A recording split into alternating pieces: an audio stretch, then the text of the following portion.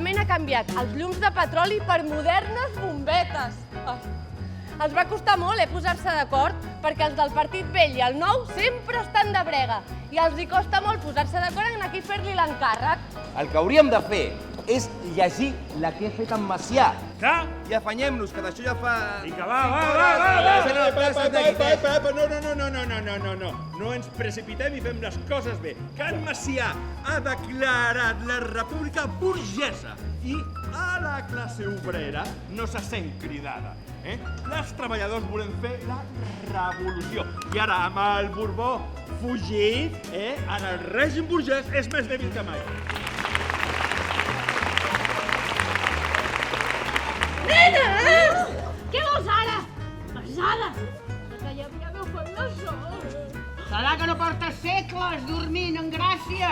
Et vindrà d'una nit, ara? Doncs sí que em ve d'una nit. Que he sentit unes feligreses de la parròquia que deien que per tenir un bon cutis s'ha de dormir 8 hores cada dia. De què rieu, beneites? De què hem de riure? De tu, ximpleta! Ai, senyor, què t'importarà el cutis si segur que no et queda ni un os que no se t'hagi desfet?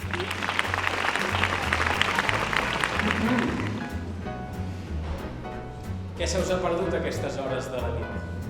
Que no teniu casa, vosaltres? El Prat era un territori on hi vivien 4 replegats, que depenien de Sant Boi i l'Hospitalet. Però un dia es van cansar i es van rebel·lar. Era el 1544 i el papa de Roma els hi va concedir el permís per tenir parròquia pròpia. Dona, que no has de passar por. Però si amb aquesta careta d'angelet que tens, qui s'hauria de pensar que la teva panxa no és d'embaràs, sinó d'arròs?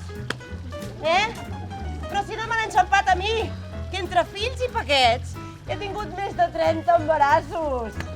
Com t'haurien d'enxampar tu la teva primera vegada? Perquè, Antònia, això que fem nosaltres no és ben bé robar, oi? Sí, tu digue-li això a la Pasma, a veure què et diu. Hi haurà un dia en què aquest poble serà molt ric i fins i tot tindrà habitatges per tothom. Escolta, doncs mira, a veure si arriben prontes, estes meravelles, que jo vull veure la meva xiqueta ben instal·lada abans de morir-me. No tindrem sort aviat, no, de que mori la mala bruixa. Tu a mi no em digues feixista, No? Persona d'ordre, sí. Res a veure en aquells militarals colpistes, diràs. Ja tenim impresos els carnets de ball? Mira que si no els tenim fem figa segur. Les noies competeixen per tenir els millors balladors i els millors partits del poble. I si no tenen carnets on apuntar, segur que no venen.